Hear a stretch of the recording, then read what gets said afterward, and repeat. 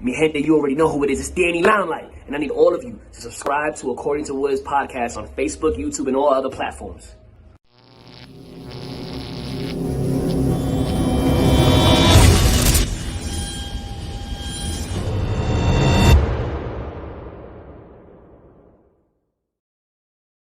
What's good, party people? This is According to Woods, and I have the honor and privilege of talking to Brad Sarauer of Fighter Support, a tremendous organization that allows you, yes, you, the fans and the ardent supporter of these great mixed martial artists, a direct way to tip them either by a one-time donation or literally a monthly subscription to support the fighters in their any endeavors they have, because it's not cheap being a fighter. Brad, what's going on, my brother? Not much. How you doing today? Doing great, doing great. Glad to have you on. Thank you for taking the time to do this. But man, I did one podcast from with somebody from Epic Fighting, and out in San Diego, and you were like, you shared it, you said nothing but good things, and I was like, well, first off, thank you first and foremost. But I was just like, when I started going down the wormhole of the fighter support, LinkedIn tree, I was just like, oh no, I gotta have Brad on. Like, let's do this. For sure. Yeah, it was a great podcast. Everybody should go take a listen. Aiden Ingram. Super appreciate that. But I guess fighter support. It's an established LLC. But here in the U.S. But like, how did you get into combat sports? Well, I like a lot of people. I'm just a fan first. First of all, I've been watching it for a long, long time, and just a sport fan. And I mean, I think it's the most exciting sport that you can watch. So I mean, enough said there. So that's really what it is. I didn't grow up training taekwondo or karate or doing anything like that. I actually last December started training kickboxing and jiu-jitsu just to kind of, I thought, well, if I'm going to do this fighter sport thing, I kind of want to have a good idea of, or a better idea or understanding of what these athletes go through. So I started training and definitely have a greater appreciation for what's going on in the octagon or the ring. Yeah, no, 100%. And I did the same deal. And make no bones about it, I am just a fan as well, right, of these guys, these phenomenal guys and gals that basically compete at their athletic prime. I mean, almost on a week-to-week basis now, right? And just kind of like, where can I contribute? Where can I fit in? And even that, yes, I went to radio school way back in the early 2000s, but I thought my career was dead. I was so disenchanted with radio, the business side of it, in the early 2000s, and I was just like, I'm done, and then I end up taking jiu-jitsu in Bakersfield, California, and that puts me right back in the thick of things, because a lot of these guys and girls, yes, they're training, they're optimal performing machines and what have you, but nobody is kind of helping them cultivate their public persona, right? And a lot of times where a lot of either amateur or regional fights, especially here in California, it was during an era before, the streams, the pay streams and what have you. So the interview would literally be their family's only way of knowing that this fight existed if they didn't attend the fight itself. Right. Yeah. Yeah. It's, I mean, there's definitely a need there. I mean, when you talk about the public persona, I mean, I think the last 5 to 10 years have really highlighted that idea that, I mean, you don't even necessarily have to be the best fighter, in the world. If you have eyeballs on you and you've got a huge following, you're going to get the fights you want. I mean, and you're going to, and with those fights comes the pay that that all these athletes want. And so, I mean, that's a huge thing. You have to cultivate that personality online. Just let people get to know you. And I mean, I know, but they're athletes, right? And it's a hard sport. And I know a lot of them aren't real wild about doing media or social media and interacting and stuff like that. And it's, they're busy and it takes a lot of time. But I mean, if you want the fights and you want to make money, I mean, yeah, it's something that is part of it, and you have to do it. So Yeah, it's a bit of a, I wouldn't say a necessary evil, but it just gives you, even with this podcast, right? You don't necessarily have to be a fight fan to watch and listen and what have you, just because there's a whole world, right? You're always going to get the diehards, right? That'll, subscribe to everything, UFC Fight Pass, DAZN, all this, whatever, ESPN Plus, buy every pay-per-view at $80 a pop. You're going to have those, right? But there's a huge world outside of it that you don't know, right? And, even, there's like, just like Hulk Hogan was in the 80s in wrestling, right? Or Stone Cold Steve Austin. You didn't have, or the NWO, right? You didn't have to be a wrestling fan to rock a Stone Cold Steve Austin t-shirt or a Hulkamania shirt. You knew what it was. It was the thing, wrestling was the thing that Hulk Hogan does. And in this kind of era, it's like, I don't know MMA, I don't know UFC. And I'm in total disclosure, before, this whole time, I was driving for Uber. And they're like, oh, man, you should go into like radio. And I was like, actually, I am. I interview and podcaster for MMA. And they're like, what's that? And I was like, UFC. They're like, what's that? Now, the person that had that answer or that question for me, what's that? I literally picked up in Beverly Hills on the Avenue of the Stars at the headquarters of Endeavor. So people who own the UFC don't even know what the UFC is. all right, it's unbelievable. Yeah, I mean, you think about it, then that's a huge growth opportunity in the sport, right? And it's like you said, getting these athletes, getting their name out there, getting their faces out there. And I mean, like you said, even if you don't know the sport of MMA, a lot of the stories behind these athletes are super compelling. Some of the best things I've seen regarding MMA aren't even really fight related. It's about the background of the fighters. A lot of them gone through some pretty rough times and are coming out the other end as a successful individual. So I mean, those stories are the ones that are super compelling and can garner interest in MMA in general and in fighters and bring more eyeballs to the sport.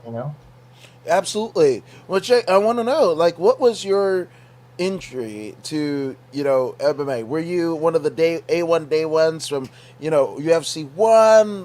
When did you jump in? Yeah, I saw UFC 1 on a VHS tape when I was in high school. And from that point, I watched the first, 5 probably. And then after that, I kind of fell off a little bit, but then got back into it when Anderson Silva was going through his heyday and just rolling through people. And since then, I've been kind of watching regularly. So, yeah, I've been kind of watching off and on for a long time. And yeah. Those are great times, and it's funny because people are like, the current era, oh my gosh, it's so violent. I was like, you don't even know what we came from. Like, you don't even know. 100%. Yeah, some of those, if you got Fight Pass, we'll watch some of those old Pride fights. Jeez Louise. The boys weren't messing around. No, and how big the actual octagon was. You could. It would be something that one of those, I don't know, the Flying Walendas would walk across with the type load, or, it was just like you could do a full-out, stunt motorcycle show in the middle of the old octagon.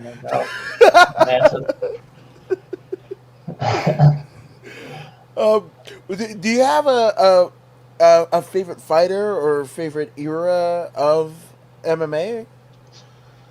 I don't know. I think it's hard, everybody wants to do that comparison. I thought about my top 3 fighters of all time. And I think it's Khabib. For me, it's Khabib, John Jones, and GSP. That's my top 3. And it's really hard to compare eras because nowadays the fighters from top to bottom, in my opinion, are much better all around athletes and MMA artists than what we saw in the past. So, I think it's harder to rise up to the top now. It really makes it hard to compare, I think, eras. But yeah, for me, it's Khabib because Khabib, did he lose a round? Maybe 1 round. Never really was hurt. It's hard to argue undefeated. Really never been in trouble, and you know, he's Man, amazing. Habib is a star, dude. I mean, was at Bellator for the at the Forum, the Fabulous Forum in Inglewood, California. And he had a couple fighters that he had trained on the card. Just him, and where I was situated, it was like how Bellator, you don't walk out with your team, right? The fighter walks down the ramp, and then your team kind of meets you in the Bellator cage, as Michael C. Williams says, right? And where all of the corners were coming out were literally like right where I was seated, right? And just, I guess they saw the top of his head, right? And the cheapies, and people like Habib, like he, I didn't think he was that big of a deal. Like I know, this is like 17,000 people screaming for Habib. And I mean, the only way that they would identify him was the top of his head because everybody's wearing masks and Yeah. what have you, and it was just Habib, Habib, and you could tell that he was just trying to deflect attention from him to his fighters and everything like that. But all he did was wave and it popped. I mean, to use a wrestling deal, they always talk about the Road Warriors, the Road Warrior pop. Habib got that Road Warrior pop. Yeah, I'm not surprised. Yeah, yeah, Pretty amazing. And then as a coach, has he have a fighter lose a fight yet? I think he's undefeated as a coach now. yeah. So, I think they went 2 or 3-0, yeah, just at Bellator that night. So finishes, yeah, it's pretty impressive. yeah. Which what do you make? Because you said about your favorite fighters, and Sure. I think it's an ever evolving. It's almost like a timestamp. If you said, you're three, right? You're John Jones, ESP, and Habib, right? Mhm. 5 to 10 years from now could be different. Which in 5 to 10 years prior, it would have been different, right? So, what do you make of this, like the conversation? And I guess in every sport and what have you, we get into these conversation of they call it GROAT is the acronym, but greatest of all time argument. I think it's an ever evolving time because when people was at a time where people were saying, "Oh, well, Stipe is the greatest of all time," and Josh Barnett had a brilliant article. Okay, so he's the greatest of all time.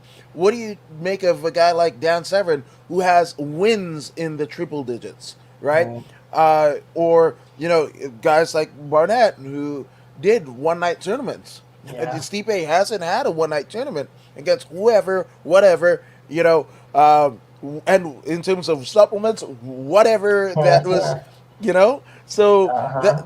that's the thing, There's a reason why when Fedor fights for Bellator, it's always at a native casino or something, Yeah, yeah, yeah, no doubt, no doubt. I mean, I think it's a fun argument, but there will really, it's really, we'll never, we'll really, it'll never be settled on who is the greatest. I mean, Fedor, I forget about, you forget about Fedor sometimes, but I mean, he was incredible to watch back in the Pride days, and just like what.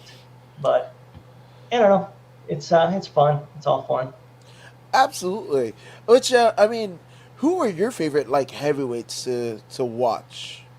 Heavyweights. I like watching Stipe. I love watching Cain Velasquez just because it's a cardio machine. It's like you just can't believe how the guy that big can just keep the pressure on people and just completely break them down. I used to love watching Cain. Um, Uberi. I like watching Alistair Uberi. Yes. He's an amazing fighter. Just never know. And sometimes, he seems a little inconsistent. You just never know what. Some days he looks just unstoppable, and sometimes But yeah, I those are the guys I like to watch. I mean, even look like Andre Arlovsky's still going at it strong. I mean, he's been fighting for a long time, and Hmm. he looks as good as he's ever looked. So I don't know. Yeah. It's fun watching the big guys throw down. Yeah, and you mentioned Uberi, man. Like it's so funny because watching that dude, what was he, a 155 or 170er Oh yeah, in Pride? He was like just so by comparison. It's yeah, almost like The Rock, right? Rock in wrestling versus Rock movie star Rock. Those are two different animals, right? 100%. It's like the current version ate the hell out of the other one, right? The one Yeah, no before, doubt. and yeah. But I mean, I think it was like what Strike Force or whatever, and they were like Alistair Overeem, and I was just like, "Whoa, that's Alistair Overeem? Yeah, What no happened? doubt. What Exactly. happened?" It was like a Ninja Turtle ooze or something. No, he's absolutely jacked. But and I can't forget about Derek Lewis fighting this weekend, and nobody's more fun to watch than him. More so probably for his on the mic antics than Yes. what he's doing in the cage. But he's And awesome.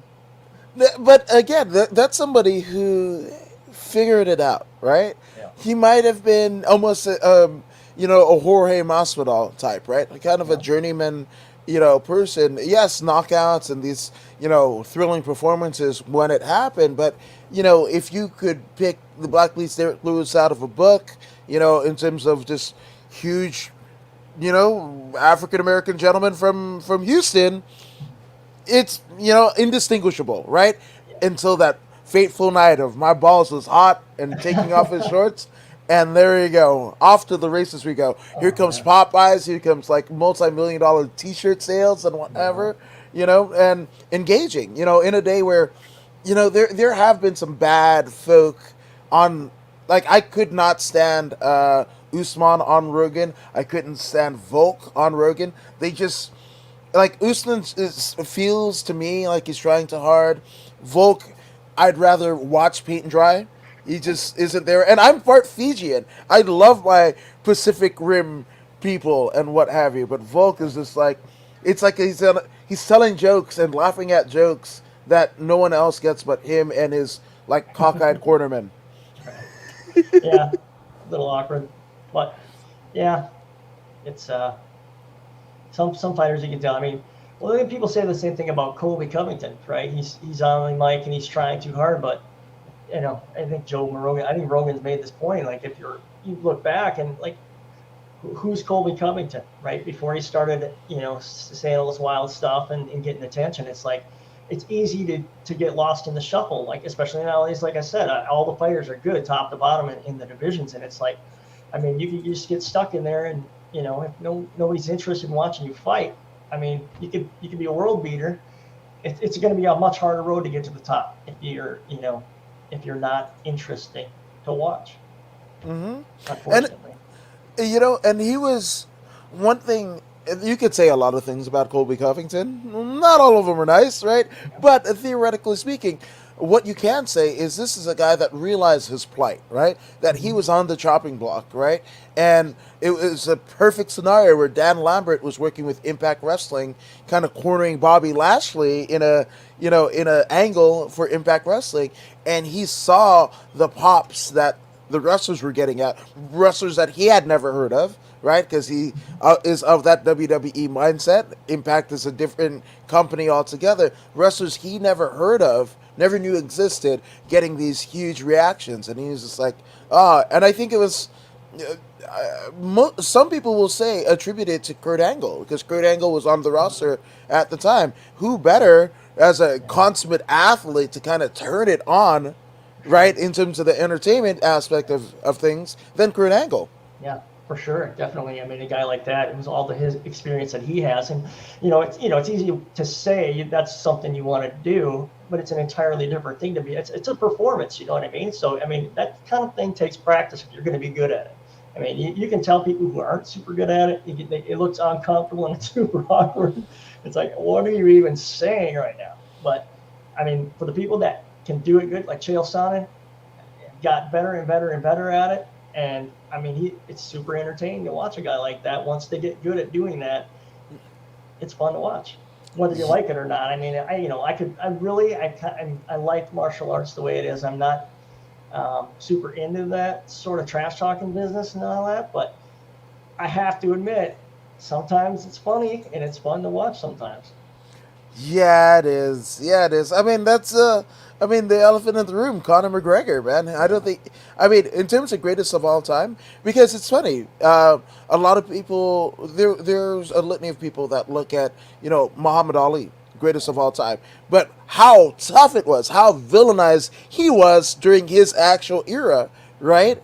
And it's always hindsight 2020. So I hope the history books, and I'm not saying, again, Connor is an omnipotent power, and he's squeaky clean. That's not at all what I'm saying. The stuff that he's just said about Habib's wife is horrendous. Like, but with that all being said, what he's done for the proliferation of MMA, not all combat sports, but specifically MMA. Right. I hope history is kind to him because it should be. Yeah, I think I think it will be. Well, and the book's not over yet. He's still. I mean, he's going to still fight some more. And but yeah, as far as showing everyone the path of what can be. I mean, he's really knocked the ceiling down as far as like fighter pay and everything else goes. I mean, he's basically laid a roadmap. I mean, if you do certain things right on the mic, you win the fights that you need to win. I mean, really, the sky's the limit. And so, I mean, it's a roadmap. Not everybody's able to do it. I mean, he's a special guy. I mean, whether you like him or not, what he's been able to do in MMA, it's damn impressive. So, yeah, I mean, I think when it's all said and done, I think that his legacy will be pretty solid. Yeah, I hope so. I mean, and it's funny because he was the one that was kind of angling for what ownership stake of the company, Yeah. right? They didn't want to give it to him, and the pay. If John Jones and Connor can't get what they want, then what does it say for the rest of the roster? Who you might have been one or two fights in, and that Venom contract says you only get, an extra $2,000 on top, sprinkled on top, right? Yeah. So if those and what did Endeavor do, right? After Connor, they kibosh Connor's, ownership stake, deal, and less than 16 months later they go public, and everybody, I am a shareholder of Endeavor, like, just saying. Pretty awesome. You're an owner. We get to blame you for fighter pay. Is that what you're saying? Yeah, here's the deal. I was just like, all of these fighters that are talking about making a difference, or the UFC's whatever. Okay, I don't know what your financial situation is like. We just saw with Cheyenne Bays, that $50,000. That was weird, but it was also cool that you made right. But I was like, take some of that, maybe $1,000, and drop it down on a red day on Endeavor. Now they have to listen to you. Yeah, They have to. that's true. It's Yeah, like that was definitely strange. I mean, I get uncomfortable. I don't know if I'm the only one, but when I see a fighter after a win like that, or she didn't necessarily do that, but they're always begging for a fight of the night bonus, or whatever bonus it is, and I know why. I mean, it's that amount of money makes a huge difference because they're not getting paid that much money, but it still makes me uncomfortable. It's like, man, I can't believe that's necessary. You know what I mean? I don't pretend to know the finances of the UFC. I know that MMA's been around a long time, but UFC, I mean, the biggest organization in the world for a reason. There's production value to it. It's compelling. But man, it's just, I wish that wasn't the case where, fighters were having to, beg for bonuses in the octagon. Someday maybe it'll change, but I'm not going to hold my breath. Yeah, no, 100%. And it's weird. Well, with Bays, she's married to JP Bays, the South African. It's kind of weird to me because their entry to the sport, man, they got a lot for debuters. They were both debuters, their first outings, right? And the amount of, you were talking about the production value, the amount of time and effort that the UFC production team took. Every time they went to a commercial, you saw Cheyenne and JP training in their garage, right? Like, that was it for like 3 straight hours, right? And they both lost, right? They both lost. That Bays versus Montserrat Ruiz. Oh, please don't take me back. That's a traumatic that's a traumatic experience. My goodness. That was something. That fight was. I always say was interesting. Yeah. Yeah. That's That's a very good way to put it. But one thing that just kind of strikes me as off, right? Because unless that production was hyperbole, you got the feeling that they were training in their house, at home, what have you, right? Right. Mhm. And then like they moved to Vegas so they can get from wherever they were to Vegas so they can get the Performance Institute, like the Big Bang and Shaboodles, the free training, the free Right. meal prepping, all that jazz and whatever. And why wouldn't you? If your Yeah, no UFC doubt. roster, head to Vegas, man, they'll take care of you. But and then also she was $15,000 down on a loan and then negative. Like, how could you do all of these? Like, some bad decisions are being made. I don't want to speculate, but Yeah. like all of those, and I know pandemic hit everyone hard, but Yeah. it's just like that. You shouldn't. At least one of those things shouldn't have happened. But who am I to say? Yeah, I don't know. I don't know their personal finances either, but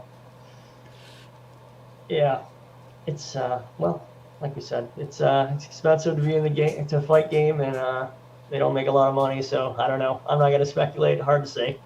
Yeah, I like it. But speaking about fighter pay, right? We Yeah, got to talk about fighter support. I sure. love what you're doing in terms of giving direct access to whoever may want to contribute on a one time or monthly basis, or a small sum, but at the end of the day, a little bit goes a long way to donate to their favorite fighters, and contribute in part to some of the success, or just helping them. Just help. Yeah, definitely. Yeah, it's an idea.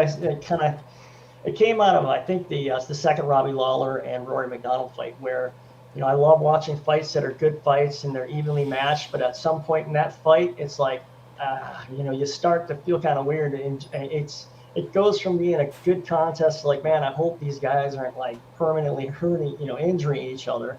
And at the point, I was thinking, well, man, if I had a way, I would tip both of these guys, like, whatever, um, just because it was such an amazing contest, and they just showed so much determination and heart. It's just unbelievable.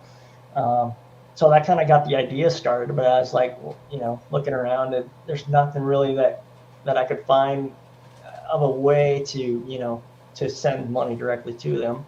So I just thought, well, tipping's pretty pervasive in our culture in the U.S. We tip our servers and everything, and they're providing a service for me to watch, and I love watching the sport. So I'm like, well, let's just see if I can figure out a way to put this thing together. So I just started working on it. I mean, I didn't really have any idea if maybe I'm the only one in the entire world who would send money to fighters. I don't know. But I just started putting it together, and I tried to do it in a way where I could make sure that most of the money, that gets sent in gets to the fighters. So I've got it set up now where I can scale this thing to get pretty big and get a lot of fighters on it, and not grow my overhead. So that we can make sure that fighters are getting most of that money. Um, and part of it was tipping, and then the other part is, like, if some of these fighters, and I mean, a lot of the up and coming fighters have a small, like you said, a small group of close friends and family. Like, if you have 100 people that can spare $5 a month or something like that, I mean, that's $500 a month, and that really goes a long way to some of these up and coming fighters who, I mean, they're broke as young people. I mean, most of them are young people, and just about everybody's broke when they're young to begin with, anyways. Right. And to try to train full time, it's a full time job to train for this sport. I mean, if you're intent on making it to the upper levels of the sport, you have got to train full time. And just from I started doing jiu-jitsu and kickboxing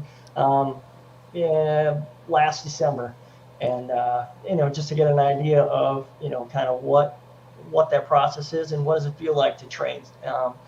I'm definitely not training as much as an MMA athlete, and man, I'm sore. My bruise is starting to go away. I took a headbutt in jiu-jitsu. Um, it's really hard, and anything that we can do as fans and friends and family to help them out, I think we should do. So that's kind of where I am, and I'm So far, to be honest, I didn't have any expectations on, what it might look like and how many people might be interested. But I'm surprised, and I'm pleasantly surprised about how generous people are. So I think there's a future in it. But at this point, we're really small. Not a lot of people know about us, and the more people that do know that this is an option, the better. And I'm on our social media, if you look at it, what we try to do for the athletes is to get their name out there and try to, we create some content with some of the stuff that they're posting so they can repost it and try to, keep themselves in front of, the crowd. So, to try to get their name out there. And also, we try to help support their other sponsors as well. With the same thing, just putting them out on social media. Hey, letting people know that these sponsors are out there, because for the small MMA organizations and the up and coming fighters in the regional scene, sponsors are really the lifeblood of the scene at that level. And so we try to push sponsors first. Go to their sponsors. Use their promo codes. Buy their other stuff. Go to their website. Get their fight shirts. Do all that stuff. But if you're not in the market for some of that stuff, then there's another way, and I feel like that's where we come in. We're not trying to replace sponsors. That's impossible. They are the lifeblood of the sport, but we just want to be another option for people. If they've already bought all the shirts and bought all the products, you can just send money right to them and help them out. No, 1,000%. And it's funny because, in many ways, because, the way that I came into, MMA specifically was via wrestling. If Dan Severn, a lot of people attribute Ken Shamrock right in the WWF, but for me, it was Dan Severn. If Dan Severn hadn't come in and pretty much ragdoll Owen Hart, Stu Hart had a bunch of kids, right? All of the boys are into wrestling, all the girls married wrestlers. Then you get Brett and Owen, and of course Brett was the champion, but Owen was did Brett, but even better, the Japanese, Puroresu, strong style, the Lucha Libre of Mexico. Owen did it all, right? So when Dan Severn in gray T-shirt with like 3 belts that weren't in the WWF kind of rankings and what have you, and Jim Cornette is flanking him, and I was like, what's this? And Jim Ross saying, oh, he's a UFC cage fighting champion. And I was like, what is this? Is this new type of wrestling that I didn't know about? I begged my dad to go to the Hollywood Video and what have you. Like, we got to get this. And he looks at it and goes like, oh, it's too violent. And then I was like, oh, violent? So I go to the action section, got like, the Charles Bronson, Death Wish with him with a 44. And I'm like, here, Dad. And he's like, go get your UFC. And, but with, there's a lot of similarities in both, MMA and pro wrestling. I think Dana usually is like 5 to 10 years behind what Vince McMahon is doing, right? WWE goes public, now Endeavor goes public. It's reciprocal. But one thing that I think you're providing, right? Because in Lucha Libre culture, if there was a good match, guess what? People in Mexico are throwing pesos in the ring to be divvied up between the two wrestlers. Yeah. That, before fighter support, that didn't exist in MMA. Right. Yeah, definitely. And I think there's a market out there for it. Just from based on what I've seen so far, we definitely have, some real solid fans out there who are definitely would be into it. And like for just this style, like a couple weeks ago, Miranda Maverick against Macy Barber. I thought going into the 3rd round that Miranda was up 2 rounds. I thought she won round 1 and round 2. Turns out the decision goes to Macy Barber. So now Miranda, I think it was, I think she got screwed out of a win there, so she doesn't get a win bonus, right? Mm-hmm. So that's a big deal, especially when you're at that level that they're not making a ton of money. So you lose your win bonus because the judges suck. I mean, now if you go to fighter support, that'd be another way to try to help out. And it's basically I've been calling it a fan bonus. It's a fan bonus in my opinion. It's like the fans get to decide where that bonus is going to go, and they can just go to fighter support and contribute to any of the the fighters that want to participate. And it doesn't cost fighters anything to get set up with us. So, I mean, in my opinion, it's like there's really nothing to lose.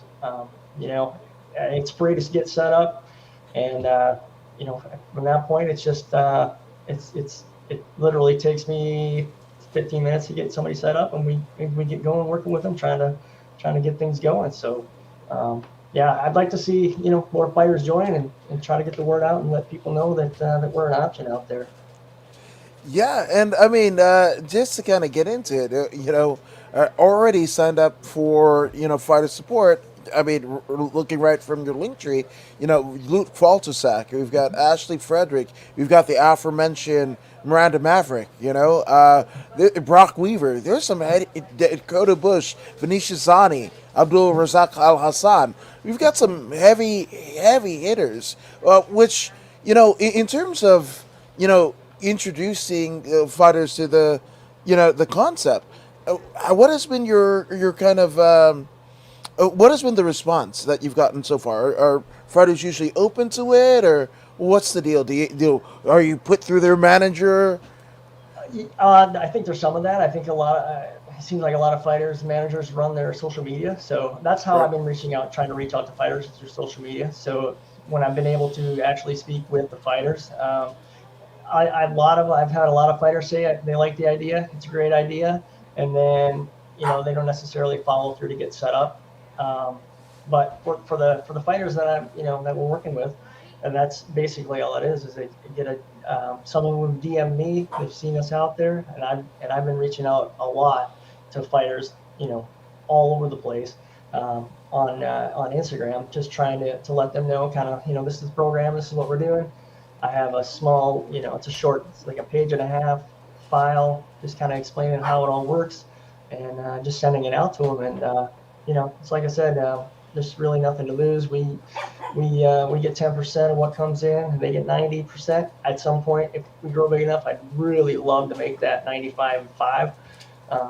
But yeah, I mean, there's really nothing to lose, in my opinion. And you know, we're trying to help create that social media content and doing what we can, just kind of, you know, get content out there and get their name out there. So yeah, it's just been we started doing this last July, I think. So it's just over a year now, and its progress has been steady. But yeah, it'd be awesome to just keep growing and getting people on board. So Yeah, I guess in the perfect world, like what would be?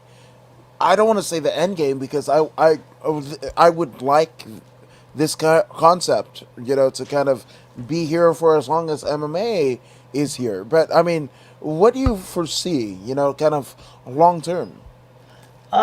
you know, that's really hard to say. Like I said, I didn't really have any expectations coming in. But ideally, I guess in a perfect world, it's you know, for those up and coming fighters, that they have that tight group of friends and family and supporters to kind of get them through the hard times of coming up through the fight game, and then, you know, at some point being big enough or having enough awareness out there where, you know, somebody sees somebody really go out there and get after it and put on an amazing performance, that they don't hesitate to go throw $5 at somebody as a tip for, you know, just for the entertainment value. Because you know, I know there's a lot of illegal streaming out there, and a lot of times the justification for that is, you know, people say, well, you illegal stream and the fighters are getting, you know, you're scamming not just the UFC, but the fighters are going to lose pay because of it. And the argument to that is, well, fighters aren't going to get that money anyway. So maybe this is an option for all you illegal streamers out there who are feeling guilty about stealing the show. You can go out and go to Fire Support and get it right to the athletes at some point. I think that's brilliant. And again, in the last 30 some odd years, you know, between Pride and obviously there was no holds bar prior to, you know, UFC 1 or Pride 1, what have you, but you know, in a sport that is as old as it is, and it's young to some, old to others, but this is something that hasn't been done to the scale that you're doing it ever. Yeah. You're a pioneer. Yeah, I think that's and that's part of what the challenge is an uphill battle. It's something entirely new, and people aren't really used to thinking about tipping fighters in this in this way.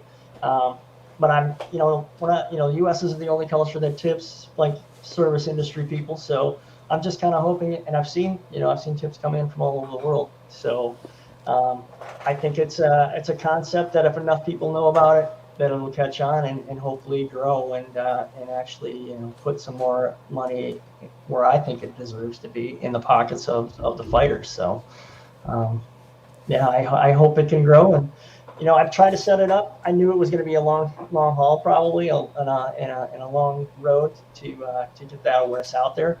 And I think I'm at this point I'm set up in a way to be able to stay operating for quite a while.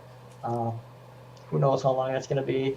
Small businesses, it's a tough road. It's hard to say, but yeah, I'm hoping to be around for a while. So it's exciting. I'm looking forward to continuing working on it. Man, again, any way that we could help support you, man, I'm totally in because again, it's something that is directly, positively impacting the people that are in question. So I love it. Which have you been to many fights in person? I've been to one UFC event, and it was at the Target Center in Minneapolis. All right. Brock Lesnar, Heath Herring, I think it was the main event, and man, that place was lit. It was unbelievable. So yeah, it's pretty exciting, pretty exciting, pretty exciting thing to go to. Yeah, it was awesome. Yeah, no, I think if I'm not mistaken, I think GSP fought John Fitch that night too. So yeah, it was pretty. It was pretty a long time. stacked. And it's funny, especially during the last July 2020 when UFC got the green light and they did the ViStar Arena first, and then Fight Island and the Performance Institute, and this era of shows every weekend, whether it be a fight night or the UFC, actual pay-per-views, how many great fights that we get. If you're a fight fan, we just went through a weekend where we had LFA on a Friday, Bellator and UFC on Saturday, and then Combate Global live from Miami on Sunday. You got your full fix. And there was a 1 week where we had UFC, Bellator, bare knuckle, Combate, and I think one might have been doing something on Tuesday on what is it? Not MTV, but TNT, right? Like every fight organization in MMA or bare knuckle was represented all in a week's time. But how many great fights that happened in that time? Brock Lesnar, Heath Herring, that man. Yeah, we're definitely spoiled now. I mean, any given week, there's 1 week out of the year, it's around the holidays where there's hardly anything going on, but the rest of the year it's you're jam packed full of fights. There's fights every week, like you said, whether it's Bellator, UFC, LFA, Cage Warriors, Cage Fury. I mean, there's a lot of stuff on UFC Fight Pass. A lot of those fights, Fury Fighting Championships, and even Epic we were talking about. You can watch most of the regional shows on a live stream, and they're a lot of them aren't very expensive. So it's pretty awesome to see where the sport is, to be able to see all these fights, and there's a lot of good up and coming fighters, and it's things like this podcast. It's amazing that you guys, I mean, there's other podcasts out there as well for people who are covering kind of the smaller organizations and helping, like you said, helping get these fighters out there, get their names out there. Doing media takes practice to get comfortable talking in front of a camera, just to kind of, gathering your thoughts and while you're in an interview situation. So, I mean, supporting podcasts like yours and a lot of these other, podcasts and interviewers, it's something we like to do too. So if we see, like we saw your podcast with Aiden, we'd like to get you guys' name out there too, because y'all are working pretty hard, and you're making probably less money than the fighters are. So, yeah, any way we can support, that regional MMA scene is, we're trying to do that because it's pretty awesome. I appreciate it, but it's funny because like my career has kind of gone in like peaks and valleys, right? Where wasn't doing anything for 10 years from my like radio kind of start, and start training jujitsu. Then ended up befriending a gentleman who worked on The Amazing Race who wanted to get into. He's like, hey, I can do stuff better than embedded. I was like, better than UFC embedded? He's like, yeah. I was like, cool. And at the time, I was, at Fight Academy in Pasadena, California, and Heinrich Wasmer was getting ready for a fight at Combate. The dude, Bosun Wang, that was the videographer, was training downtown at the old Tap Out, before Mass died.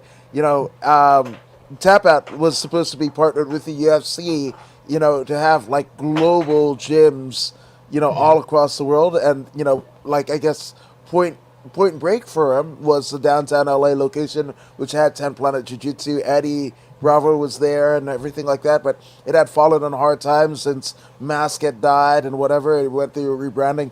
There was an acrimonious split, and Eddie Bravo actually moved HQ right across the street and what have you. But there was a guy in there that also, like, we did a promo for. That guy is Daniel D. Rod Rodriguez, who's been tearing it up in the UFC. Yeah. But he was, he was undefeated, and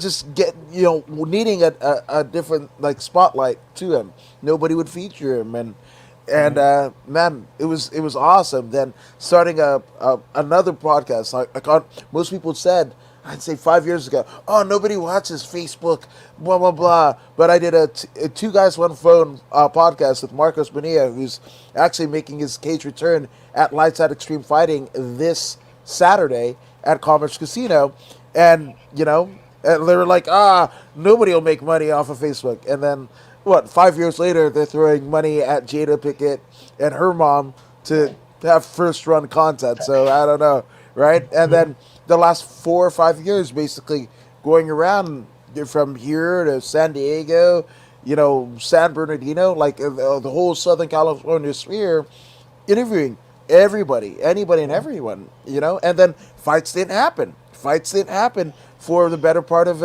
18 months, 19 months. And, basically getting invited to do MMA Story Times podcasts and Keyboard Warriors out in Arizona and Ohio, respectively. And they were like, dude, you should do this. And I was like, well, I don't like editing. And they're like, no, we don't edit shit. Like you do StreamYard. And I think 500 episodes, almost close to, I'm maybe 30 shy of 500 episodes in a year. Wow. Yeah, it's pretty amazing. It's just start doing things. If you love to do something, that's the kind of the more. It's funny how if you have an idea and you're passionate about something, even if you don't know where it's going to end up, you start doing it. The people you meet, the connections you make. It's I think that's really the key. It's just to get started doing something, and it'll grow, and you'll meet new people, and you'll end up going down avenues that you never even thought you wouldn't even have had any idea this could be a thing. You know what I mean? It's like just start doing things, and you never know what the future's going to bring. So yeah, I think it's important for people to do, have an idea and just try doing it. Don't be afraid. Yeah. Don't be scared. Yeah, and it's pretty miraculous, because if not one thing, at least in my experience, it wouldn't be for other. If I hadn't started doing those 12 promo videos, I don't think I would have gotten the opportunity with Marcos, and then that, and then every promoter that has said yes, and I'll pay you X amount to do interviews and all that, or some driving whatever and not get paid at all, and all of it were chips that I could cash in, to get people. But also it happened at a time where like people didn't know what the hell was going to happen next, right? Yeah. So it's just like reaching out, like, hey, are you okay? Right? Are you okay? How are you dealing with all of this? This is whatever. It's kind of weird, and being able to gauge and kind of get each other through this, and again, there was a lot of political and social unrest, and it's just like you get to as Don Henley says, right, the heart of the matter, right? You get to the heart of the matter, and people trying to figure it out. The rich, poor, conservative, liberal, it doesn't matter what you identify. We're all trying to figure it out. Fighter, and even more so, right? The fighters, because we didn't have until very much later, the NBA, they had their NBA finals. The MLB had the World Series under quarantine times, right? And those are higher paid players. If you, MMA is a sport as such that if you don't fight, you don't get paid. Yeah, exactly. There's no downside guarantees. Yeah, for sure. And for sure, they most of the fighters don't have money in the bank to get through. I was really worried actually about that, and that's we can criticize the UFC as far as fighter pay goes and all that, but they were able to put on fights when nobody else could. So I'm real grateful. I'm thankful that they were able to do that, and I'm sure all the fighters that got paid during that time were super grateful for it as well. So it's a lot of it's give and take. It'd be nice if the fighters got paid more, but what if the UFC didn't have the money to pull off Fight Island and do all that stuff? We probably wouldn't have seen MMA, and who knows if they would have made it through. So a huge organization is gone. I guess Bellator made it through too, but they didn't really put on any shows that year. But I know that a lot of the fighters were struggling through that time, just like everybody else. And they're, like you said, they don't get paid enough money to the millions of dollars that some of these other sports get to be able to make it through a time like that and still be all good. There was almost an eradication of the amateur MMA scene because a lot of guys and girls ended up becoming pro out of necessity. A, to get paid, and two, to get a fight in. And it was almost heartbreaking, and even the fighters that fought at Epic, the Spar Stars coming up here, it's a pretty big promotion out here, where Daniel Rodriguez got, cut his teeth as an amateur, along with litany others, but, and that was happening in Nebraska, that was happening in Texas, that was happening, Arizona really doesn't have a adequate, kind of commission for amateurs, right? I mean, anytime that they're going down to Arizona, whether it be Bellator or UFC, they're bringing their crew. They might bring a Herb Dean or Jason Herzog or whatever to basically implement because there isn't really, they haven't caught up, or there's too much money in boxing or other things that it's kind of like under the rug swept with MMA. So all of these things happened that kind of impeded. And you mentioned earlier about like the fight every weekend, right? And it's just this constant need for talent. We've seen, guys and girls getting cut because of just like, even with a win, if you're not exciting, it's just that. And that's why I feel fighter support is so integral to the proliferation of the next phase of whatever MMA is, because you think you're a star until you might have that knockout, that amazing performance, that submission of the night, all that whatever, that card, and it's sight unseen the next night where you get the amazing fight, amazing submission, amazing KO that goes viral, right? And it happens and happens. So if you're fighting on week one, chances are, even if the most ardent of your supporter remember you by week 3, by week 7, you're completely forgotten. Yeah, definitely. All fame and no fortune, it seems to be for a lot of these athletes, which is really unfortunate. It's like you said, some of those viral KOs or some of the amazing things that people are doing doesn't necessarily mean you get paid for it. So I hope, it's just my hope that ideally, they would start getting paid, and it actually wouldn't break my heart if something like this wasn't necessary. If they were making money and nobody did it, I could shut it down and be no problem. But I think it's just a way. I think it's a way for us, at least in the short term, to try to bridge that gap between fighters getting paid what we think they should and where we are right now. And so, I mean, I really, I'd really like to see it grow, and To be honest, the funnest we pay out to the fighters once a month.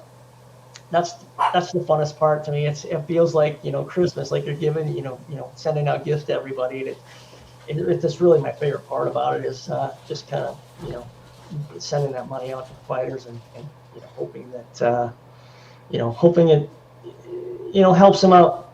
If they're in a pinch and they get that money coming in, just hope I hope it helps them out, because it's so fun I've been paycheck to paycheck before, and it's not a lot of fun. So Yeah, no, 100%. And it's crazy, right? Because I'm becoming more readily aware, and I think all fighters and coaches should be as well. It's being a fighter and making a living off of fighting is two completely different things. yeah, yeah. I mean, that's the reason why Dustin took the 2 fights with Connor. Well, okay. What are your feelings, just in general, of Dustin Poirier? I think he's definitely, he's a talented guy. I think he's a world champion, in my opinion. He's got the skills to be a world champion, but I think that he's a smart businessman. And like you were just going to say, the smart thing for him to do was make money. I mean, you're in the fight business. It's like they go into there. As a fighter, you don't know what you're gonna be like when you come out of there. You could have a broken leg. You could have your knee could be blown out. You're gonna have to have surgery. Maybe it's hard to say what the future is coming out of a fight. So the smart thing to do is to take the money fights. I mean, Nate Diaz, he's got it figured out. The money fights are where it's at. He couldn't care less about a title. He's out there looking to make entertaining fights that make money. I mean, look at some of the boxing things, like Jake, the Paul brothers are out there boxing. It's like, are we really watching those because we're impressed with the skill set that they bring to the boxing ring, or is it the spectacle of it all? I mean, it's like a circus back in the day. It's like the Ringling Brothers circus. People think go there. It's all about the spectacle. So, I mean, I think Dustin, as far as like question, I think Dustin for sure has the skill set to be the title holder, but he's making the smart moves as far as his career goes. No, okay. So for me, and I could read it completely wrong, right? But I do have problems ideologically with Dustin Poirier, right? Because he was, by all intents and purposes, again, that, like, Jorge Masvidal, the journeyman. Now, there was a point where he switched it on and became this world title caliber, contender, right? And champion, interim champion. But he kind of talks on both sides of his mouth, right? Where he's just like, he worries about his legacy, but takes the 2 money fights with Conor, right? Where he could have taken the title fight, right? He completely negated the title fight for that 3rd fight with Conor, right? That made it, ended up being paid. Right. You have the foundation, and I'm not trying to throw shade or whatever, but here's facts. Once you saw Justin Wren and the fight for Forgotten, they're like, oh, I can start a foundation too, right? Once you saw Conor with the proper 12, oh, I want a hot sauce. Sure. Right? And then, of course, whatever. So, my feeling, and it could be hyperbole, but the way that I construed it, right, was Dustin, when Conor said he was going to make the donation, right, that he just thought Conor was just going to cut a check. Right? Versus Conor going like, no, this is a foundation. There's, if you run a business, right, there's standards and practices that you have to do, forms you fill out, and they came up nil, allegedly, right, with all the things that were needed, and then Poirier's wife goes to Conor's DMs. Now, here's the thing, for me, right, Conor might not be the Cobra, or he might be the divinized Cobra, right? Because everything is mea culpa after Fight Island, that second fight, the photo ops and all that jazz, right? But if a venomized cobra still bites you on the ass, it still hurts. Yeah. Why would you give him ammunition knowing who he was, the one that destroyed the mentality of Aldo? Why would you give him that? I was just like, so to me, he just talks out of both sides of his mouth. Yeah, I'd go with that with Cub Swanson. Like, Cub Swanson tweeted out, I hope every MMA media, and that's why I don't call myself MMA media, interviewer, podcaster, nothing more, nothing less, right? But he goes, you should take 3 fights, before you even cover the sport.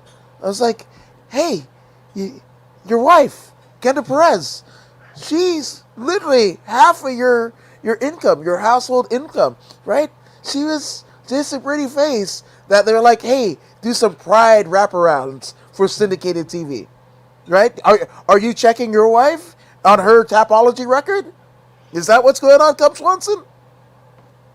I could see, they're fighters are people too. I can see how they can be sensitive about getting criticized, but yeah, I don't know that lashing out at media is the answer, or even fans. I mean, you've been on social media. You see, there's a ton of dipshit fans out there. Yes, it's pretty obvious they don't know shit about MMA or fighting when they start talking. So I don't know why people get worked up when they hear dimwits talking who don't know what they're talking about. I mean, I can see catching criticism from other fighters. That would probably definitely, get under my skin and things like that. It's just they know better, or at least they know fighting. But some random person off the street criticizing you about your fighting, I don't know. I don't know why you get upset about that. Just move on. It's part of the game. I mean, if they're just imagine those dimwits are, they're helping support the MMA community or fighting in general. They're out there talking about MMA. Someday maybe that translates into dollars into your pocket. I don't know. Just ignore them and move on. Maybe just be happy they're talking about your sport. I don't know. Yeah. I don't know. Hey, to be fair, didn't Dustin? He already did win a title, didn't he? If I'm not mistaken. He had the interim. He had the interim, and fell to Khabib. Yeah. So I mean, again, he's a champ. Yeah, that's what I'm saying. Take that money. He's going for the money. Take that money. But again, to lambast Conor for the proper 12, but also start the hot sauce after Conor to be like, oh, my foundation is the most important.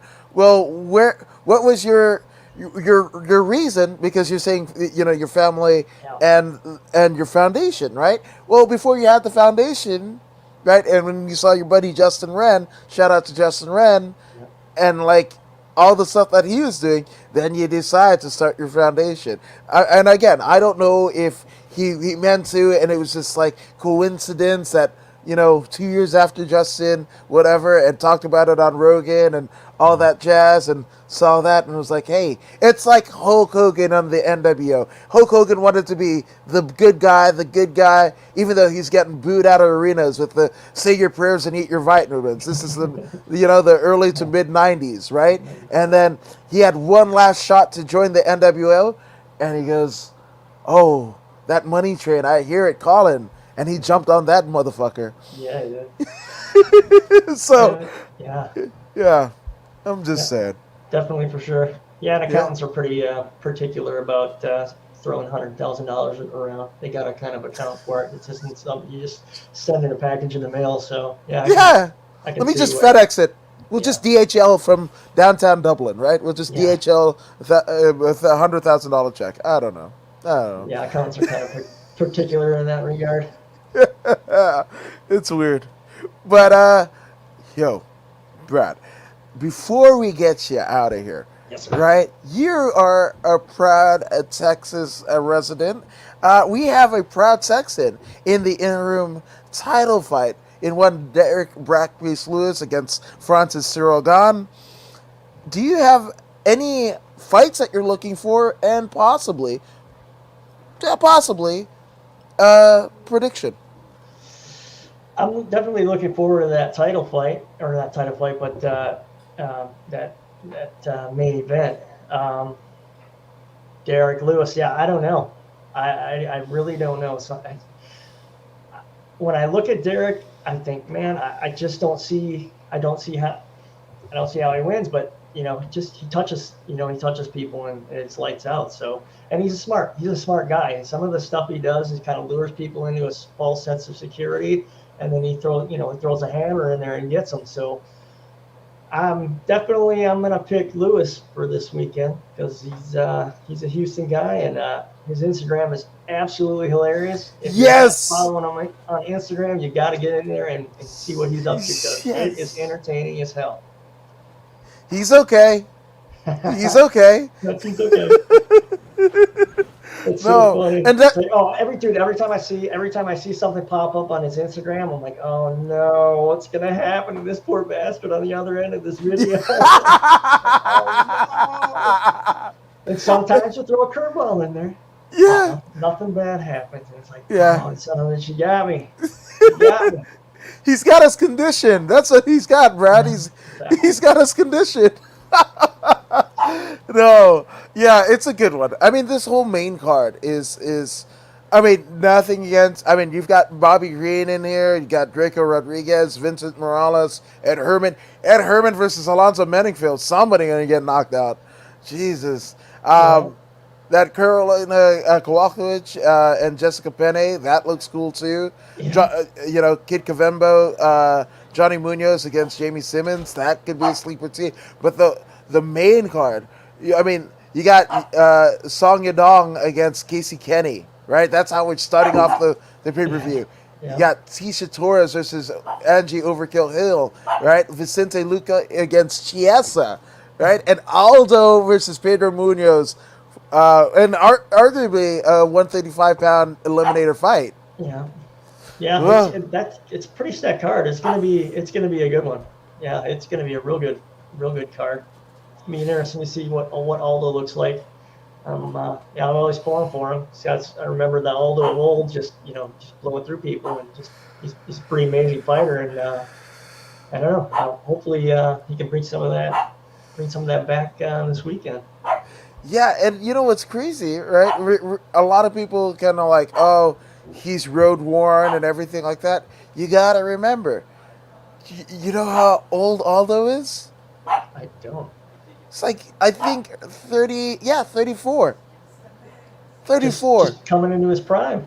Yes. That's kind of weird too, because like MMA, it seems like that's kind of like how it is. It's like the prime for fighters is a little bit past 30. It's just a young man's game. It's almost like where there's this confluence of knowledge and mixed martial arts and athletic ability, where that all comes together is when fighters are at their best. Kind of reminds me of triathlon in that way. Where, just because you're younger and got more energy doesn't necessarily, for whatever reason, when you get a little bit older, you get better. So, he's still a young guy.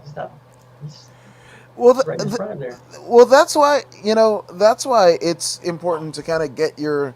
So it's a catch-22, right? Because realistically, you want to get to a point where your experience. It's just in life, right? Like the youth want experience, the experienced people want youth, right? It's there, and you kind of have to hit it at where both two converge, right? Absolutely. You have to, and you might have maybe a 6 months to a year window where it all works out. Now, if you get to that point in six months to a year and you're A, injured, or B, can't get a fight to save your life, or contractual obligations that prevent you from getting this fight or whatever, you're boned. Yeah, for sure.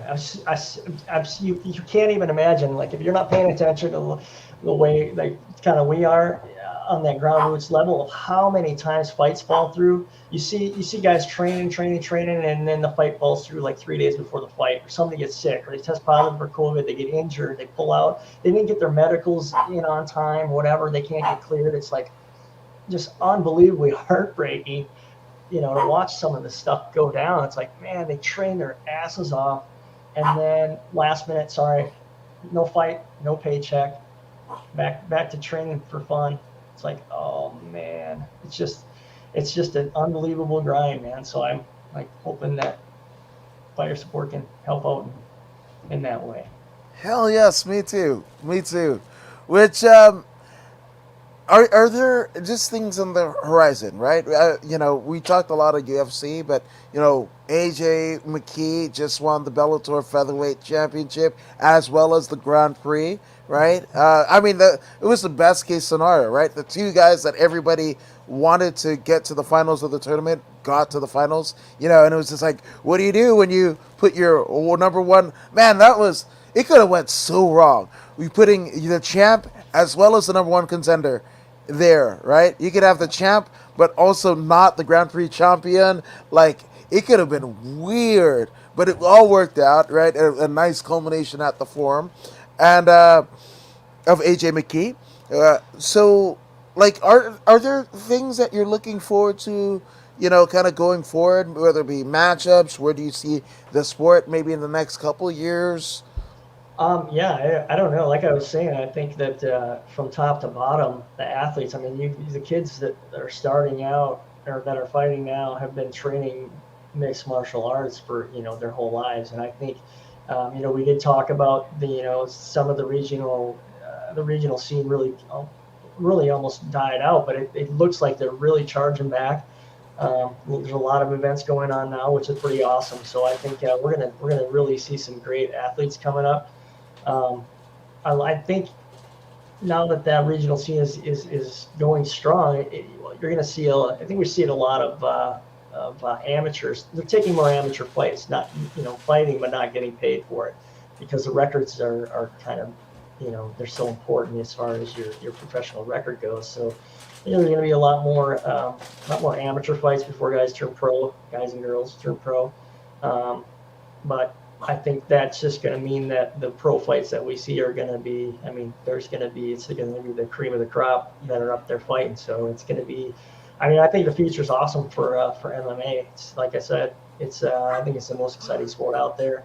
And that's coming from a baseball, football, stick and ball sport background. So I don't think there's anything more exciting than combat sports. And you talk about a hockey game, when everybody gets jazzed up when a fight breaks out at a hockey game, everybody's standing up watching. So it's like, yeah, I think the sky's the limit for the sport. It just, hopefully fight. And like, we're talking about pay. A lot of the top athletes go to the other sports because there's more money in it. If you're just a superb athlete, it's a long, hard, mostly broke road to get to the top of to mixed martial arts. So hopefully, if the pay structure starts getting better and the fighters start getting paid more, we're going to see better and better athletes getting into it, and it's just going to be better for the fans in that regard. I can't wait. It's just MMA. There used to be specialists and what have you of karate, jiu-jitsu, whatever. Now you just train MMA and that's it. So it's gonna be fun. It's gonna be fun For sure.